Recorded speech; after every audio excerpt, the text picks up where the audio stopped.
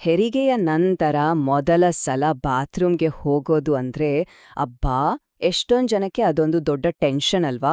ಆದ್ರೆ ನಿಜವಾಗ್ಲೂ ಹೇಳ್ತೀನಿ, ಅಷ್ಟು ಭಯಪಡೋ ಅವಶ್ಯಕತೆ ಇಲ್ಲೇ ಇಲ್ಲ. ಈ ಒಂದು ವಿಶ್ಲೇಷಣೆಯಲ್ಲಿ ಆ ಆತಂಕವನ್ನ ಪೂರ್ತಿಯಾಗಿ ಬದಿಗಿಟ್ಟು ಶೌಚಾಲಯದ ಚೇತರಿಕೆಗೆ ಒಂದು ಕ್ಲಿಯರ್ ಕಟ್ ಸೈಂಟಿಫಿಕ್ ಪ್ಲಾನ್ ಕೊಡೋಣ ಅಂತ ಬಂದಿದ್ದೀವಿ. ನೋಡಿ, ಈ ಮಾತಿನೊಂದಿಗೆ ಶುರು ಮಾಡೋಣ. ಹೆರಿಗೆಯ ನಂತರ ನಿಮ್ಮ ಮೊದಲ ಟ್ರಿಪ್ ಟು ದ ಬಾತ್ರೂಮ್ ಬಗ್ಗೆ ಭಯದಲ್ಲೇ ಬದುಕಬೇಕಾಗಿಲ್ಲ. ವಾವ್, ಎಂಥ ಧೈರ್ಯ ತುಂಬೋ ಮಾತಲ್ವಾ. ಇದು ನೇರ್ವಾಟಿ ನಮ್ಮೆಲ್ಲರ ಆ ಮುಖ್ಯವಾದ ಆತಂಕಕ್ಕೆ ಉತ್ತರ ಕೊಡುತ್ತೆ, ಮತ್ತೆ ಸಮಾಧಾನವನ್ನೂ ಕೊಡುತ್ತೆ. ನೆನಪಿಡಿ, ಇದು ಸುಮ್ನೆ ಧೈರ್ಯ ಹೇಳೋ ಮಾತಲ್ಲ. ಸರಿಯಾದ ಮಾಹಿತಿ ಇದ್ರೆ ಇದು 100ಕ್ಕೆ 100 ಸಾಧ್ಯವಾಗುವಂತ ವಾಸ್ತವ. ಸರಿ, ಹಾಗಾದ್ರೆ ಸ್ವಲ್ಪ ಡೀಪಾಗಿ ನೋಡೋಣ. ಹೆರಿಗೆ ಆದ್ಮೇಲೆ ಬಾತ್ರೂಮ್ಗೆ ಹೋಗೋದು ಯಾಕೆಷ್ಟು ಕಷ್ಟ ಅನ್ಸುತ್ತೆ? ಏನಾಗುತ್ತೆ ನಮ್ಮ ದೇಹದೊಳಗೆ? ಬನ್ನಿ, ಮೊದಲು ಇದರ ಹಿಂದಿರೋ ವೈಜ್ಞಾನಿಕ ಕಾರಣಗಳನ್ನ ಅರ್ಥ ಮಾಡ್ಕೊಳ್ಳೋಣ. ಈ ವಿಷಯವನ್ನ ಸುಲಭವಾಗಿ ಅರ್ಥ ಮಾಡ್ಕೊಳ್ಳೋಕೆ 2 ಸಿಂಪಲ್ ಉದಾಹರಣೆ ತಗೊಳ್ಳೋಣ. ಮೂತ್ರಕೋಶವನ್ನ ಒಂದು ಜಡವಾದ ಬಲೂನ್ ಅಂತ, ಅಂದ್ರೆ ಗಾಳಿ ತುಂಬಿದ್ರೂ ಸೆನ್ಸೇಷನ್ ಇಲ್ಲದ ಬಲೂನ್, ಹಾಗೆ ಕರುಳನ್ನ ಒಂದು ಸ್ಟಾಲ್ ಆದ ಇಂಜಿನ್ ತರ ಅಂದ್ಕೊಳ್ಳಿ. ಅಂದಹಾಗೆ ಈ 2 ಬದಲಾವಣೆಗಳು ಪರ್ಮನೆಂಟ್ ಅಲ್ಲ, ಪೂರ್ತಿ ಟೆಂಪರರಿ. ಸರಿ, ಆ ಜಡವಾದ ಬಲೂನ್ ಕಥೆ ಏನಪ್ಪಾ ಅಂದ್ರೆ ಅದರ ಹಿಂದೆ ಒಂದು ಸೈಂಟಿಫಿಕ್ ಕಾರಣ ಇದೆ. ಹೆರಿಗೆ ಸಮಯದಲ್ಲಿ ಮಗುವಿನ ತಲೆ ಬ್ಲ್ಯಾಡರ್ ಅಂದ್ರೆ ಮೂತ್ರಕೋಶದ ನರಗಳ ಮೇಲೆ ಒತ್ತಡ ಹಾಕುತ್ತೆ. ಇದರಿಂದ ಆ ನರಗಳು ತಾತ್ಕಾಲಿಕವಾಗಿ ಸ್ಟನ್ ಆಗ್ಬಿಡುತ್ತವೆ. ಇದಕ್ಕೆ ಮೆಡಿಕಲ್ ಭಾಷೆಯಲ್ಲಿ ನ್ಯೂರೋಪ್ರಾಕ್ಸಿಯಾ ಅಂತ ಹೇಳ್ತಾರೆ. ಇದರರ್ಥ ನನಗೆ ಯೂರಿನ್ ಪಾಸ್ ಮಾಡ್ಬೇಕು ಅನ್ನೋ ಸೆನ್ಸೇಷನ್ನೇ ಮಾಯವಾಗ್ಬಿಡುತ್ತೆ. ಅಷ್ಟೇ ಅಲ್ಲ, ಎಪಿಡ್ಯೂರಲ್ ತಗೊಂಡಿದ್ರೂ ಕೂಡ ಇದೇ ಥರ ಆಗೋ ಸಾಧ್ಯತೆ ಇರುತ್ತೆ.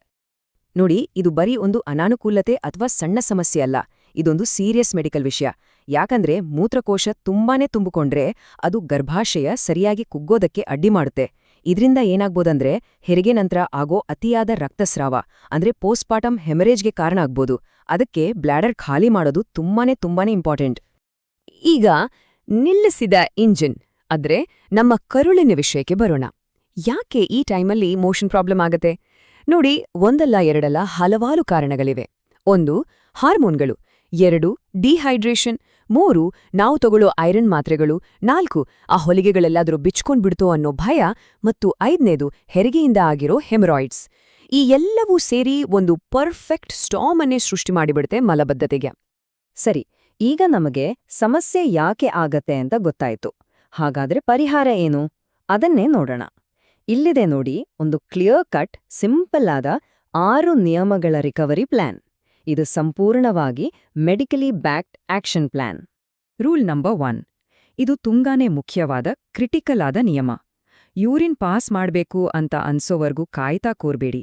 ಆ ಸೆನ್ಸೇಷನ್ ಬರೋದೇ ಇಲ್ಲ ಕೆಲವೊಮ್ಮೆ. ಕೆಥೇಟರ್ ತೆಗ್ದ 4 ಗಂಟೆಯೊಳಗಡೆ ಟ್ರೈ ಮಾಡ್ಲೇಬೇಕು. ಮತ್ತು ಮ್ಯಾಕ್ಸಿಮಮ್ 6 ಗಂಟೆಗಳ ಡೆಡ್ಲೈನ್. ಆ ಒಳಗಡೆ ಯಶಸ್ವಿಯಾಗಿ ಯೂರಿನ್ ಪಾಸ್ ಆಗ್ಲೇಬೇಕು. ಒಂದು ವೇಳೆ ಯೂರಿನ್ ಪಾಸ್ ಮಾಡೋಕೆ ಕಷ್ಟ ಆಗ್ತಿದ್ರೆ ಚಿಂತೆ ಬೇಡ, ಇಲ್ಲೊಂದಿಷ್ಟು ಟ್ರಿಗರ್ ಟ್ರಿಕ್ಸ್ ಇವೆ. ಇವು ಪ್ರೂವನ್ ಟೆಕ್ನಿಕ್ಸ್. ನಲಿಯಿಂದ ನೀರು ಹರಿಯೋ ಸೌಂಡ್ ಕೇಳಿಸ್ಕೊಳ್ಳಿ, ಅಥವಾ ಹೆಲ್ತ್ ಫಾಸೆಟ್ನಿಂದ ವಲ್ವಾ ಮೇಲೆ ಸ್ವಲ್ಪ ಬಿಸಿ ನೀರು ಸ್ಪ್ರೇ ಮಾಡ್ಕೊಳ್ಳಿ. ಇನ್ನೊಂದು ಟ್ರಿಕ್ ಅಂದ್ರೆ 1 ಕಪ್ ನೀರಿಗೆ ಸ್ಟ್ರಾ ಹಾಕಿ ಗುಳ್ಳೆ ಬರೋ ಹಾಗೆ ಊದಿ. ಇದು ಪೆಲ್ವಿಕ್ ಫ್ಲೋರ್ ಸ್ನಾಯುಗಳನ್ನ ರಿಲ್ಯಾಕ್ಸ್ ಮಾಡುತ್ತೆ. Rule number 2. ಟಾಯ್ಲೆಟ್ ಬಯೋಮೆಕ್ಯಾನಿಕ್ಸ್ ಅಂದ್ರೆ ಟಾಯ್ಲೆಟ್ನಲ್ಲಿ ಕೂರುವ ಸರಿಯಾದ ವಿಧಾನ. ಇದು ತುಂಬಾನೇ ಮುಖ್ಯ. ಮೊದಲಿಗೆ ಪಾದಗಳ ಕೆಳಗೆ ಒಂದು 6 ರಿಂದ 8 ಇಂಚಿನ ಸ್ಟೂಲ್ ಇಟ್ಕೊಳ್ಳಿ. ಆಗ ಮೊಣಕಾಲುಗಳು ಸೊಂಟಕ್ಕಿಂತ ಮೇಲೆ ಬರುತ್ತೆ. 2ನೇದು, ಸ್ವಲ್ಪ ಮುಂದಕ್ಕೆ ಬಾಗಿ ಮೊಣಕೈಗಳನ್ನ ಮೊಣಕಾಲುಗಳ ಮೇಲೆ ಇಟ್ಕೊಳ್ಳಿ.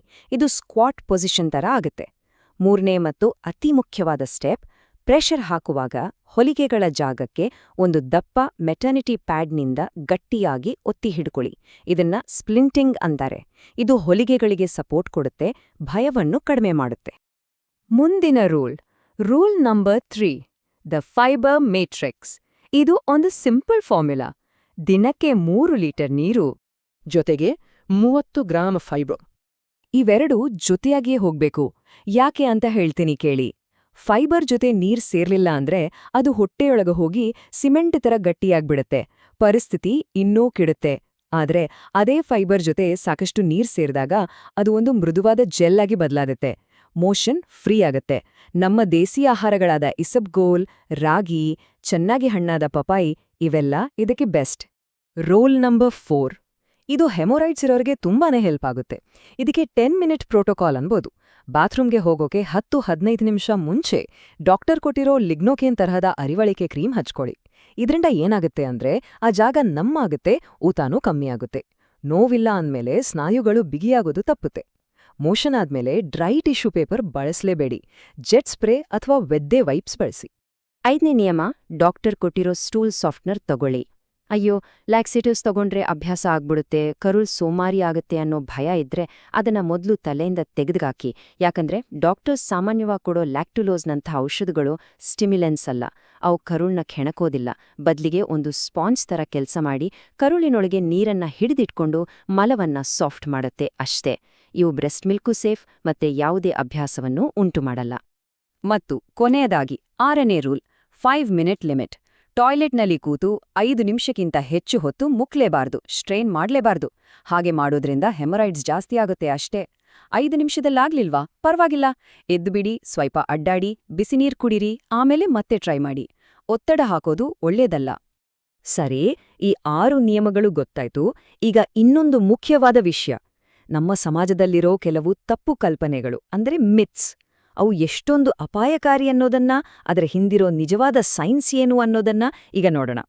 ಮೊದಲನೇ ಮಿತ್, ಹೆರಿಗೆ ಆದ್ಮೇಲೆ ನೀರ್ ಜಾಸ್ತಿ ಕುಡಿಬಾರ್ದು, ಹೊತ್ತೆ ಬಂದ್ಬಿಡುತ್ತೆ, ಹೊಲಿಗೆ ಬೇಗ ವಾಸಿಯಾಗುತ್ತೆ.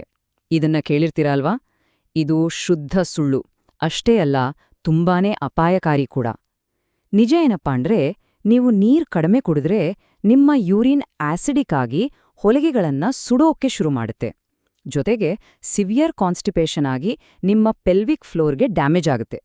ಇನ್ನೊಂದು ಕಾಮನ್ ಮಿತ್, ತುಪ್ಪ ಜಾಸ್ತಿ ತಿಂದ್ರೆ ಕರುಳು ಲೂಬ್ರಿಕೇಟ್ ಆಗುತ್ತೆ, ಮೋಷನ್ ಈಸಿ ಆಗುತ್ತೆ, ಪಪ್ಪಾಯಿ ತಿಂದ್ರೆ ಡೇಂಜರ್. ಇದು ಕೂಡ ತಪ್ಪು. ತುಪ್ಪ ಅಂದ್ರೆ ಅದು ಬರೀ ಫ್ಯಾಟ್, ಅದರಲ್ಲಿ ಒಂದು ಚೂರು ಫೈಬರ್ ಇರಲ್ಲ. ಆದ್ರೆ ಚೆನ್ನಾಗಿ ಹಣ್ಣಾದ ಪಪ್ಪಾಯಿ, ವೈಜ್ಞಾನಿಕವಾಗಿ ಹೇಳೋದಾದ್ರೆ ಅದು ಫೈಬರ್, ನೀರು ಮತ್ತೆ ಜೀರ್ಣಕ್ಕೆ ಸಹಾಯ ಮಾಡೋ ಎನ್ಸೈಮ್ಗಳ ಒಂದು ಪವರ್ ಹೌಸ್. ಇದು ಬಹುಶಃ ಎಲ್ಲರಿಗೂ ಇರೋ ಅತಿದೊಡ್ಡ ಭಯ. ಟಾಯ್ಲೆಟಲ್ಲಿ ಜಾಸ್ತಿ ಪ್ರೆಷರ್ ಹಾಕಿದ್ರೆ ಗರ್ಭಾಶಯನೇ ಕೆಳಗೆ ಜಾರ್ಬಿಡ್ತಾ? ನೋಡಿ, ಈ ಭಯ ಬೇಡವೇ ಬೇಡ. ಯಾಕಂದ್ರೆ ನಮ್ಮ ಗರ್ಭಾಶಯವನ್ನ ಸ್ಟ್ರಾಂಗ್ ಆದ ಲಿಗಮೆಂಟ್ಸ್ ಭದ್ರವಾಗಿ ಹಿಡಿದಿಟ್ಕೊಂಡಿರುತ್ತೆ. ಒಂದೇ ಸಲ ಮೋಷನ್ಗೆ ಮುಕ್ಕಿದ ತಕ್ಷಣ ಅದೆಲ್ಲ ಜಾರ್ಬಿಡಲ್ಲ.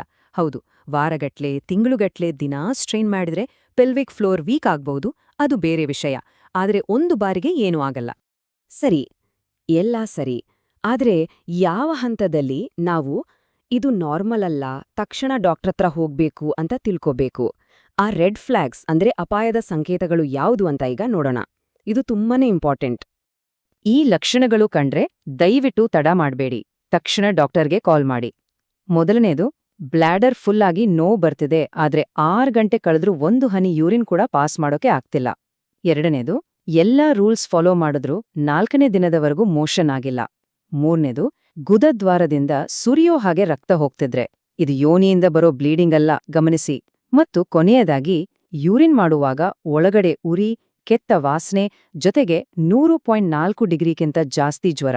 ಇವೆಲ್ಲ ಯೂರಿನ್ ಇನ್ಫೆಕ್ಷನ್ನ ಲಕ್ಷಣಗಳು. ಕೊನೆಯದಾಗಿ ಈ ಮಾತನ್ನ ನೆನ್ಪಿಟ್ಕೊಳ್ಳಿ, ನಮ್ಮ ದೇಹ ಅನ್ನೋದು ಒಂದು ಅದ್ಭುತವಾದ ಚೇತರಿಸಿಕೊಳ್ಳಬಲ್ಲ ಒಂದು ಯಂತ್ರ. ಅದನ್ನ ರಕ್ಷಿಸೋಕೆ ಬೇಕಾದ ಎಲ್ಲ ಟೂಲ್ಸ್ ಅಂದ್ರೆ ಫಿಸಿಕಲ್ ಟೆಕ್ನಿಕ್ಸ್, ಡಯಟ್ ಜ್ಞಾನ ಮತ್ತು ಮೆಡಿಕಲ್ ಮೆಟ್ರಿಕ್ಸ್ ಎಲ್ಲವನ್ನೂ ಈಗ ನಾವು ನಿಮ್ಗೆ ಕೊಟ್ಟಿದ್ದೀವಿ.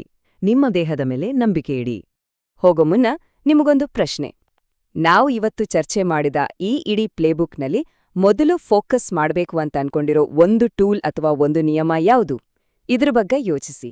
ಇದು ನಿಮ್ಮದೇ ಆದ ಆಕ್ಷನ್ ಪ್ಲಾನ್ ಮಾಡ್ಕೊಳ್ಳೋಕೆ ಮೊದಲ ಹೆಜ್ಜೆ ಆಗುತ್ತೆ.